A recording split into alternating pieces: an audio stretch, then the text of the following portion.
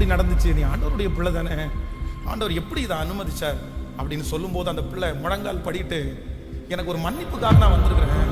நான் வந்து இதே கோயம்புத்தூர்ல ஒரு திருச்சபையில் நான் வந்து ஒரு யூத் லீடராக நான் இருந்தேன். என் கையில் பாஸ்ட் எல்லா பொறுப்பையும் கொடுத்துருந்தாரு. அப்போ நான் வந்து உலகத்தில் இருக்கிற ஒரு ஒரு புற மதத்தில் இருக்கிற ஒரு பையனை நான் காதலித்தேன்.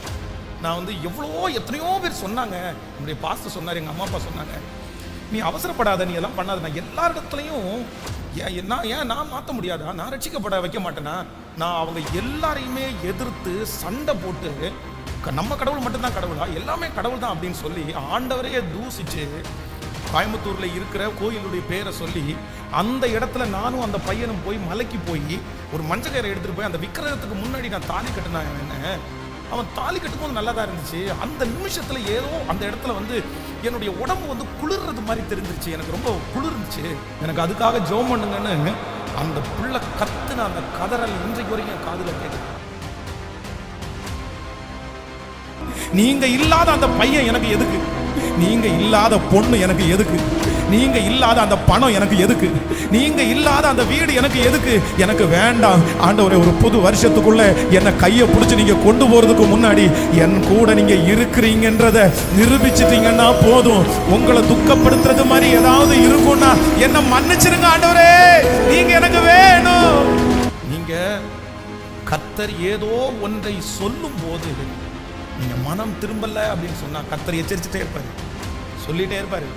கடைசியில என்ன நடக்கும் அப்படின்னு சொன்னாங்க, இனி இந்த இடத்துல நீங்க அவமதிச்சு வேண்டாம் வேண்டாம் வேண்டாம்னு சொல்லும் போது உங்களிலிருந்து அந்த ஆண்டவர் என்ன பண்ணுவாருன்னா எடுக்கப்படும்.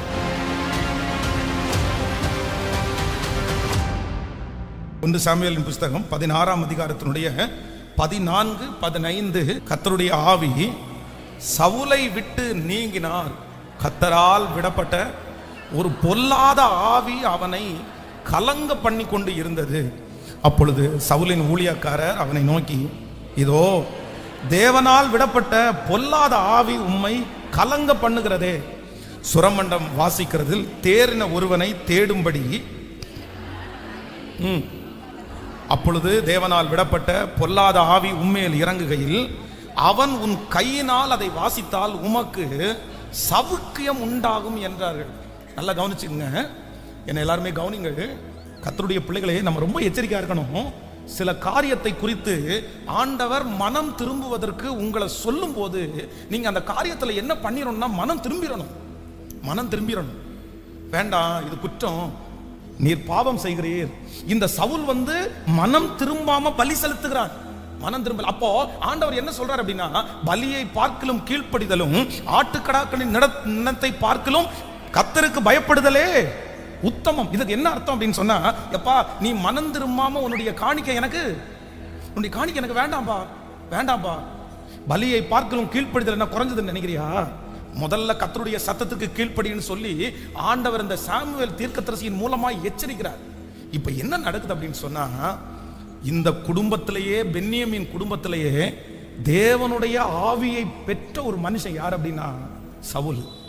ஆனால் இவன் மனம் திரும்பாத பட்சத்திலே என்ன இங்க நடக்குது அப்படின்னு சொன்னா, அவனுக்குள்ளே இருந்த தேவ ஆவியானவர் அவனிலிருந்து எடுக்கப்பட்டு இப்ப அவனுக்குள்ள என்ன வருது அப்படின்னு சொன்னா, ஒரு பொல்லாத ஆவி அவனை கலங்க பண்ணுகிறது. நீங்க ரொம்ப ஜாக்கிரதையா இருக்கணும். நீங்க கர்த்தர் உங்களுக்கு சொல்லுகிற வார்த்தைக்கு நீங்க மனம் திரும்பாவிட்டா நமக்கு வருகிற முதல் ஆபத்து என்ன அப்படின்னு சொன்னா, கர்த்தர் நம்மை விட்டு என்ன பண்ணிடுவாராமோ சொல்லுங்க. ஆண்டவர் நம்மளை விட்டு விலகிடுவாரு. ஆண்டவர் விலகினதற்கு பிற்பாடும் 25 வருஷம் இவன் ராஜாவா தான் இருந்தான். ஆண்டவர் இவனை விட்டு விலகினதற்கு பிற்பாடும் இவன் யுத்தத்திற்கு போனான். ஆண்டவர் இவனை விட்டு விலகினதற்கு பிற்பாடும் இவன் பலி செலுத்துறதுக்கு போனான். ஆண்டவர் இவனை விட்டு விலகினதற்கு பிற்பாடு அவனுடைய ஊழியமோ அவனுடைய ராஜ்யபாரமோ போல. ஆனா என்ன அப்படின்னு சொன்னா, உள்ளுக்குள்ளே இருக்கிற ஒரு நிறைவு இருக்கு பாருங்களேன், அந்த நிறைவு அவனை விட்டு போயிருச்சு. இன்னைக்கு இந்த ஜெபத்தில் இருக்கிற ஆண்டவருடைய பிள்ளைகளே, ஆண்டவர் இல்லாம உங்களுக்கு கோடிக்கணக்கான சொத்து கிடைச்ச பிரயோஜனம் இல்லை. ஆண்டவர் இல்லாம உங்களுக்கு கார் கிடைச்ச பிரயோஜனம் இல்லை. ஆண்டவர் இல்லாம பதவி உயர்வு கிடைச்ச பிரயோஜனம் இல்லை. ஆண்டவர் இல்லாம கணவன், ஆண்டவர் இல்லாம மனைவி நம்முடைய வாழ்க்கையில கிடைச்சி எந்த பிரயோஜனம் இல்லை. ஒரு உண்மையான தேவனுடைய பிள்ளைக்கு மிக அவசியமானது யார் அப்படின்னு சொன்னா, நான் சாகிற வரைக்கும் நீங்க என்ன விட்டு என்ன பண்ணிடக்கூடாது அப்படின்னா சொல்லுங்க. நீங்க என்ன விட்டு போக கூடாதுப்பா, நீங்க என்ன விட்டு போக கூடாதுப்பா. எந்த நேரத்துல ஆண்டவர் சவுலை விட்டு போனாரோ, சவுலை விட்டு போன அடுத்த நிமிஷத்துல பிசாசு அவனுக்குள்ள வர்றதுக்கு ரெடியா இருந்தா பாருங்களேன், ஆயத்தமா இருந்தா பாருங்களேன். அவ்வளவுதான். ஆவியானவர் எடுத்துக்கொண்டதுக்கு பிற்பாடு, ஆவியானவர் போனதுக்கு பிற்பாடு உங்களுடைய இருதயம் வெறுமையா இருக்குமானால், ஏற்கனவே போன பிசாசு உலகமெல்லாம் சுத்தி திரிஞ்சு அவருக்கு இளைப்பாறுதலுக்கு இடம் கிடைக்காம திரும்பி உங்களை வந்து செக் பண்ணும்போது உங்களுக்குள்ள ஆவியானவர் இல்லைன்னா, நான் ஒருத்தனா உட்கார்ந்தா இவன் துரத்திடுவான்னு சொல்லி 7 பிசாசை சேர்த்து கொண்டு வந்து உங்களுக்குள்ள உட்காருமாமா. ஏன் அப்படின்னா, சில நேரத்தில் சில மனுஷனுக்குள்ள பிசாசு உட்கார்ந்து சொகுசை பார்த்துட்டான் அப்படின்னு சொன்னா அதற்காக ஏங்குவானாம். நம்மளை கண்ட்ரோல்ல வச்சு நம்மை ஆட்டி படைச்சு அவனுடைய ராஜ்யத்தை இந்த உலகத்துல ஸ்தாபிக்கிறதுக்கு பிசாசு நம் ஆண்டவருடைய பேரை கெடுக்கிறதுக்கு நம்மளை பயன்படுத்துவான். நம்ம ரட்சிக்கப்படும் போது, நம்ம ஆண்டவருடைய தொடுதலுக்குள்ள உள்ளாகும் போது, ஆவியானவருடைய நிறைவு உங்களுக்குள்ள வரும்போது பிசாசு வெளியே போயிடும். ஆனா போன பிசாசு சும்மா இருக்காதாமா. அதுக்கு எங்கேயுமே இளைப்பாறுதல் இல்லை அப்படின்னா திரும்ப யாரை தேடும் அப்படின்னு சொன்னா உங்களை தேடுமாமா. இவன் இருக்கானா ஆண்டவருக்குள்ள? இவனுக்குள்ள ஆண்டவர் இருக்காரா? ஆண்டவர் இருக்காரா? நீங்க கர்த்தர் ஏதோ ஒன்றை சொல்லும் போது நீங்க மனம் திரும்பல அப்படின்னு சொன்னா கர்த்தர் எச்சரிச்சுட்டே இருப்பாரு, சொல்லிட்டே இருப்பாரு. கடைசியில் என்ன நடக்கும் அப்படின்னு சொன்னா, இனி இந்த இடத்துல நீங்க அவமதிச்சு வேண்டாம் வேண்டாம் வேண்டாம்னு சொல்லும் போது உங்களிலிருந்து அந்த ஆண்டவர் என்ன பண்ணுவாருன்னா எடுக்கப்படுவார். நான் இங்கே இருக்க மாட்டேன். இங்கே ரத்னபுரியில் ஊழியம் பண்ணும்போது ராமநாதபுரத்துலேருந்து ஒரு குடும்பம் வந்து கொண்டிருந்தது. அதில் வந்து ராமநாதபுரத்தில் திருச்சபைக்கு போய் கொண்டு கல்யாணம் ஆனதுக்கு பிற்பாடு இங்கே ரத்னபுரியில் அவங்க ஒரு இடத்துல குடியிருந்தாங்க. இந்த சாட்சியை வந்து மறக்கவே முடியாது. இந்த சம்பவத்தை என்னுடைய கையில் தூக்குனது சொல்கிறேன். ஒரு வாலிப பிள்ளை, அந்த வாலிப பிள்ளைக்கு 2 குழந்தைகள், ஒரே பிரசவத்தில் 2 குழந்தைங்க. அவங்க வந்து அவங்க அம்மாலாம் ரெகுலராக சர்ச்சுக்கு வந்துட்டு இருந்தாங்க. அப்போ வந்து ஒரு குழந்தை திடீரென்று 2 குழந்தையில் ஒரு குழந்தை இறந்து போயிடுச்சு. அப்போ வந்து இறந்து போன உடனே என்கிட்ட சொன்னாங்க, நான் ஜெபம் பண்ணேன். சரி நீங்கள் வீட்டுக்கு வாங்க பாஸ்டர், இன்னொரு குழந்தையும் ரொம்ப பலவீனமாக இருக்குது, நீங்கள் கொஞ்சம் வீட்டுக்கு வர முடியுமா அப்படின்னு கேட்டாங்க. சரி அப்படின்னு சொல்லிட்டு, சரி இந்த குழந்தையாவது எப்படியாவது ஆண்டவர் கொடுக்க மாட்டாரா, அதை எப்படியாவது காப்பாற்றிடணும், ஜெபம் பண்ணணும் அப்படின்னு சொல்லி அந்த வீட்டுக்கு போய் அந்த குழந்தைய வாங்கினா. அந்த குழந்தைய என்ன பண்ணாங்கன்னா, ஒரு பெட்ஷீட்டை போட்டு அதுக்கு மேலே ஒரு இலை, வாழை இலையை போட்டு அந்த குழந்தைய அந்த வாழை இலைக்கு மேலே போட்டு என் கையில் கொடுத்தாங்க. எனக்கு விகற்பமாக இருந்துச்சு. என்ன அப்படின்னு சொன்னால், பொதுவாக உடம்புல தீ காயம் பட்டவர்களை வந்து வாழை இலையில படுக்க வைக்கிறது அப்படி நம்ம பார்த்துருக்குறோம். இந்த குழந்தைய போய் ஒரு வாழை இலையில படிக்க வச்சு என் கையில் கொடுக்குறாங்களேன்னு பார்த்தா, ஒரு தீ பட்ட ஒரு குழந்தையினுடைய உடம்பு எப்படி இருக்குமோ அப்படியே அந்த குழந்தையினுடைய உடம்பு இருக்குது. அப்போ இந்த புருவத்துக்கு பக்கத்தில் பார்த்தீங்க அப்படின்னு சொன்னால் ஒரு அழுக்கு இருந்தது மாதிரி இருக்குது. உடனே நான் வந்து ஒரு கையில் அந்த குழந்தைய இப்படியே வச்சுட்டு, சரி அதனுடைய நெற்றியில் இருக்கிற அந்த அழுக்கா இருக்கலாம் அப்படின்னு சொல்லி தொட போகும்போது அந்த பாட்டி, அந்த குழந்தையினுடைய பாட்டி அங்கேருந்து கத்தி, பாஸ்டர் தொட்டுறாதீங்க அப்படின்னா. ஏன் அப்படின்னு சொன்னால், நீங்கள் அந்த உடம்பு தொட்டுட்டீங்கன்னா அந்த பிள்ளை தொட்ட உடனே அந்த பிள்ளையினுடைய அந்த தோல் வந்து கையோட வந்துருமாம். கொடுமையான அந்த குழந்தை கத்திட்டே இருக்கு, அந்த குழந்தை அழுதுட்டே இருக்குது. என்னால் தாங்கவே முடியல. அப்போ அதற்காக ஜெபம் பண்ணி முடிச்சுட்டு அந்த 2 நாளைக்குள்ளாக அந்த குழந்தையும் இறந்துருச்சு. அப்போது அந்த வாலிப தங்கச்சி வந்து சர்ச்சில் வந்தாங்க. இப்போ ஏன் இப்படி நடந்துச்சு, நீ ஆண்டவருடைய பிள்ளை தானே, ஆண்டவர் எப்படி இதை அனுமதிச்சார் அப்படின்னு சொல்லும்போது அந்த பிள்ளை முழங்கால் படிட்டு, எனக்கு ஒரு மன்னிப்புக்காக நான் வந்திருக்கிறேன். நான் வந்து இதே கோயம்புத்தூரில் ஒரு திருச்சபையில் நான் வந்து ஒரு யூத் லீடராக நான் இருந்தேன். என் கையில் பாஸ்டர் எல்லா பொறுப்பையும் கொடுத்துருந்தாரு. அப்போ நான் வந்து உலகத்தில் இருக்கிற ஒரு புற மதத்தில் இருக்கிற ஒரு பையனை நான் காதலித்தேன். நான் வந்து எத்தனையோ பேர் சொன்னாங்க, என்னுடைய பாஸ்டர் சொன்னார், எங்கள் அம்மா அப்பா சொன்னாங்க, நீ அவசரப்படாத, நீ எல்லாம் பண்ணாத. நான் எல்லா இடத்துலையும் நான் மாற்ற முடியாதா, நான் ரட்சிக்கப்பட வைக்க மாட்டேனா, நான் அவங்க எல்லாரையுமே எதிர்த்து சண்டை போட்டு நம்ம கடவுள் மட்டும்தான் கடவுளா, எல்லாமே கடவுள் தான் அப்படின்னு சொல்லி ஆண்டவரையே தூசிச்சு கோயம்புத்தூரில் இருக்கிற கோயிலுடைய பேரை சொல்லி அந்த இடத்துல நானும் அந்த பையனும் போய் மலைக்கு போய் ஒரு மஞ்சக்கயிறை எடுத்துகிட்டு போய் அந்த விக்கிரகத்துக்கு முன்னாடி நான் தாலி கட்டினேன். என்ன அவன் தாலி கட்டும்போது நல்லா தான் இருந்துச்சு. அந்த நிமிஷத்துல ஏதோ அந்த இடத்துல வந்து என்னுடைய உடம்பு வந்து குளிர்றது மாதிரி தெரிஞ்சிருச்சு. எனக்கு ரொம்ப குளிர் இருந்துச்சு. எனக்கு ஏன்டா இப்படி குளிருது அப்படின்னு நினைச்சேன். ஆனா பைக்ல வரும்போது அவனே கட்டி பிடிச்சி தான் வந்தேன். ரொம்ப குளிர் காய்ச்சலா இருந்துச்சு. ஆனா நான் ஒன்று உணர்ந்தேன். அன்னைக்கு அந்த விக்கிரகத்துக்கு முன்னாடி போய் நிற்கும் போது எனக்குள்ள இருக்கிற பரிசுத்த ஆவியானவர் எடுக்கப்பட்டு எனக்குள்ள வேற ஏதோ ஒரு ஆவி உள்ள பூந்தது மாதிரி நான் ஃபீல் பண்ணேன். அன்னையிலிருந்து நான் நல்லா இல்லை, நான் சந்தோஷமா இல்லை, நான் வெற்றியா இல்லை.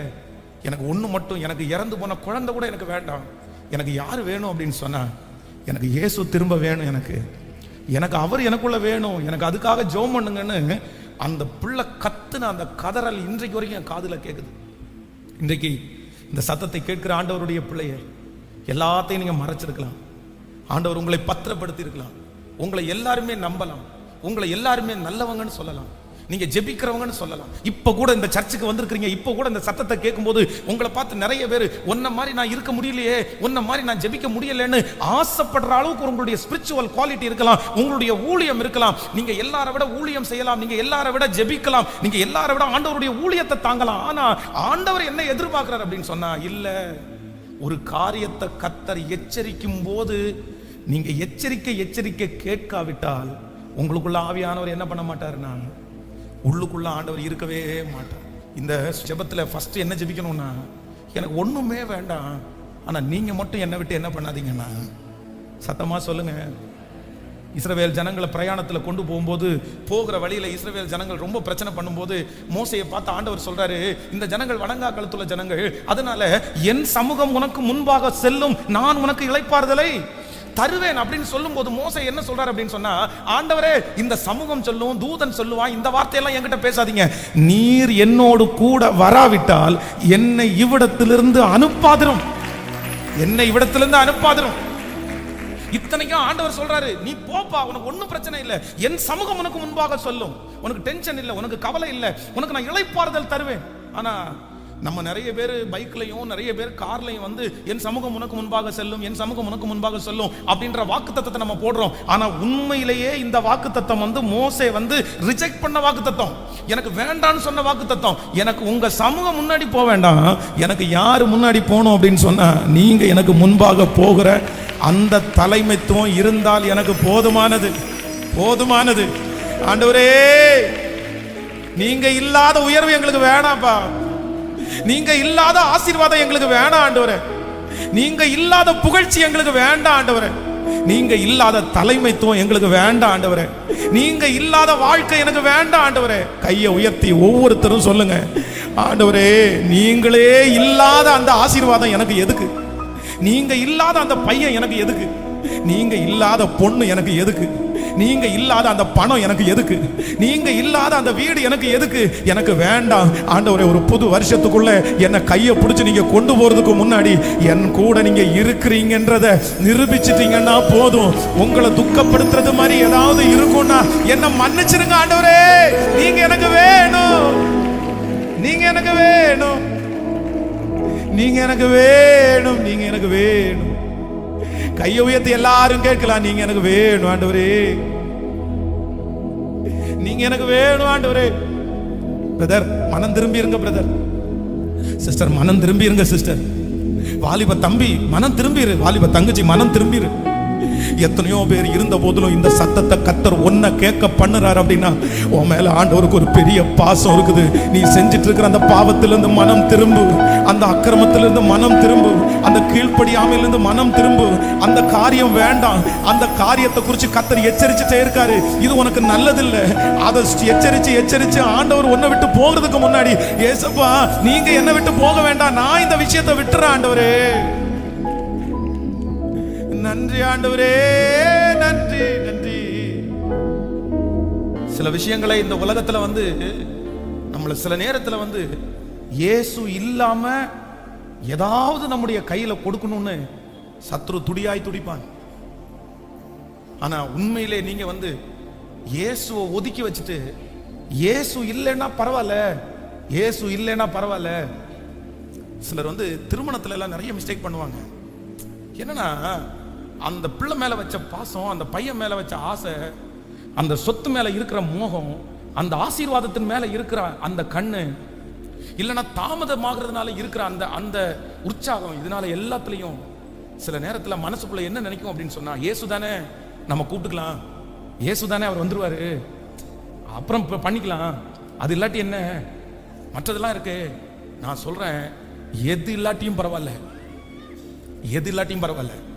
இந்த சத்தத்தை கேட்கிற வாலிப தம்பியும் தங்கச்சியும் ஒரு தீர்மானம் மட்டும் பண்ண, உன் வாழ்க்கையில பிசாசு இயேசு இல்லாம எது கொடுத்தாலும் நீ முதல்ல சொல்ல வேண்டியது என்ன அப்படின்னு சொன்னா, இயேசுவே இல்லாத இடத்துல எனக்கு அந்த இடத்துல வேலை சொல்லுங்க.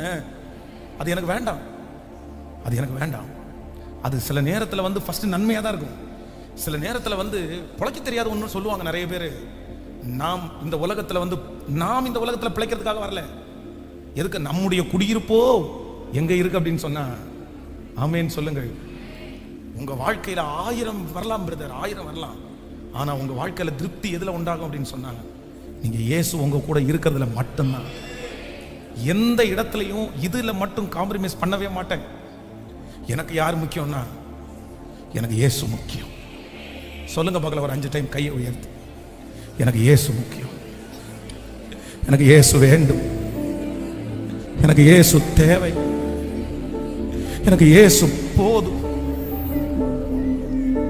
வாலிப தம்பி அம்மாவை தூக்கி விசிறடிச்சது மாதிரி இயேசுவை தூக்கி நீ விசிறடிச்சிருக்கலாம்.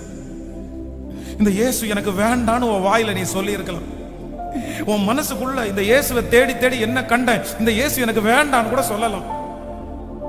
ஆனா உண்மையிலே இயேசு இல்லாத வாழ்க்கையை உன்னால வாழவே முடியாது.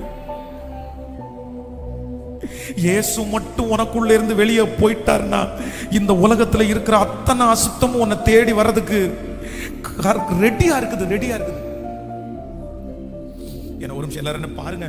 இந்த சவுல் வந்து நீங்க வேதத்துல வாசிச்சீங்கன்னா, என்னைக்கு இயேசு இவனை விட்டு அந்த தேவனுடைய ஆவியானவர் போனாரோ, நீங்க பாருங்க, அதுக்கப்புறம் ஒன்னொன்னா இவனுக்குள்ள வந்துச்சுங்க. எல்லாமே வந்து சேர்ந்துச்சு.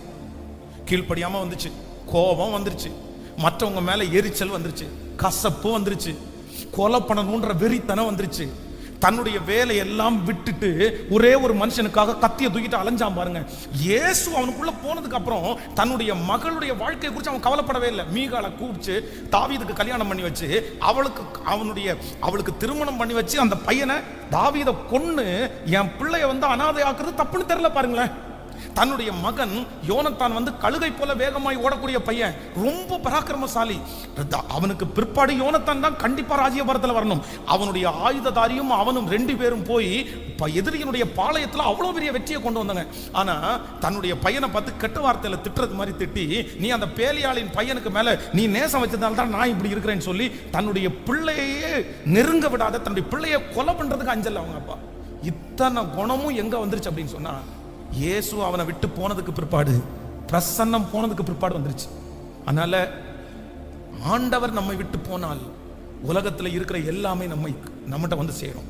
ஆனா யாரோ ஒருத்தருக்கு பேசுற நோ காம்ப்ரமைஸ். இதுல மட்டும் நான் வந்து கண்டிப்பா விட்டு தர மாட்டேன். எனக்கு யாரு முக்கியம்னு கேட்டா நீங்க ஒரு வார்த்தை மட்டும் தான் சொல்லணும். தீர்மானம் எடுக்கிறீங்களா? இயேசு இல்லாம கோடி கொடுத்தாலும் எனக்கு அது தேவை. இயேசு இல்லாத வர்ற நரகமா இருந்தாலும் கூட எனக்கு பரவாயில்ல. இயேசு என் கூட இருக்கிறார்னா நரகமும் எனக்கு பரலோகம் தான். அது நரகத்தை நான் அனுபவிச்சாலும் வலி எனக்கு இருந்தாலும் இயேசு இருப்பாரானால் அதுதான் எனக்கு பரலோகம். எனக்கு இயேசு தான் வேணும். சோ நீங்க செய்து கொண்டிருக்கிற தவறிலே நீங்க மனம் திரும்பாவிட்டால் உங்களுக்கு ஏற்படுகிற ஃபர்ஸ்ட் ஆபத்து என்ன அப்படின்னா, ஆண்டவர் சைலண்டா போயிடுவார். அதை நான் அடிக்கடி சொல்லியிருக்கிறேன். உலகத்தில் பிசாசு உங்களை விட்டு போகிறதுக்கும் இயேசு உங்களை விட்டு போகிறதுக்கும் நிறைய வித்தியாசம். பிசாசு உங்களை விட்டு போகும்போது அலக்கழிக்காமல் உங்களை விட்டு போக மாட்டான். உங்களை கூப்பாடு போட வச்சு, உங்களை ஸ்டெயின் பண்ண வச்சு, கத்தி, அதுக்கப்புறம் தான் பிசாசு வெளியே போகும். ஆனால் ஆண்டவர் மட்டும் உங்களை விட்டு போகும்போது எப்படி போவார்னா, ரொம்ப அமைதியாக, எதையுமே சொல்லாமல். எனக்கு என்ன அப்படின்னா, சர்ச்சில் ஒரு 1000 பேர் வந்தாலும் எத்தனை பேரோட இயேசு இருக்கிறார்ன்றதான் ஒரு பெரிய கேள்விக்குறி. எத்தனை பேரோட இயேசு இருக்கிறார்? கர்த்தர் கூட இருக்கிறாரா? ஆண்டவர் உங்க கூட இருக்கிறத வெறும் பணத்தை வச்செல்லாம் நீங்க நம்ம வந்து கணக்கு போட்ட முடியாது. என்கிட்ட நிறைய பணம் இருக்குது, இயேசு என் கூட இருக்காருன்னு சொல்லிட முடியாது. நான் வந்து எனக்கு நிறைய சொத்து கிடைச்சிருச்சு, எனக்கு இயேசு என் கூட இருக்காருன்னு சொல்ல முடியாது. எனக்கு பதவி உயர்வு கிடைக்குது, என் கூட இயேசு இருக்காருன்னு சொல்ல முடியாது. உலகத்துல இருக்கிற பணக்காரங்க நிறைய பேர்ட்ட இயேசு இல்ல, உலகத்துல இருக்கிற நிறைய அரசியல் தலைவர்கள்ட்ட இயேசு இல்ல, உலகத்துல இருக்கிற பெரிய படிப்பாளி இடத்துல இயேசு இல்ல. இயேசு இருக்கிறதற்கும் அந்த ஆசீர்வாதத்திற்கும் சம்பந்தமே அது இயேசு இல்லாதவனுக்கும் கிடைக்கும். ஆனா இயேசு என் கூட இருக்கிறார் அப்படின்றதுக்கு என்ன அர்த்தம் அப்படின்னு சொன்னா, ஒரு தப்பு நடக்கும்போது, ஒரு காரியத்தை செய்ய நினைக்கும் போது என் மனசுக்குள்ள இதை செய்யாத, இது உனக்கு நல்லதில்லை, இது உனக்கு வேண்டாம், இதை நீ மன்னிச்சிரு, இதை நீ விட்டுரு, இது உனக்கு அவசியம் இல்லாதது, நீ எப்படி இதை செய்வேன்னு உள்ளுக்குள்ளே இருந்து ஒருத்தர் நம்மளை கண்ட்ரோல் பண்ணுவாரு பாருங்களேன். அந்த ஆவியானவர் உங்களுக்குள்ளே இருப்பாரானால் அவர்தான் நம்மை சகல சத்தியத்திற்குள்ளும் வழி நடத்துகிறவர். என்ன திட்டுங்க, என்ன கரெக்ட் பண்ணுங்க, என்ன வழி நடத்துங்க, எனக்கு நீங்க வேணும் ஆண்டவரே, கையை உயர்த்தி சத்தமா சொல்லுங்க, எனக்கு நீங்க வேணும்.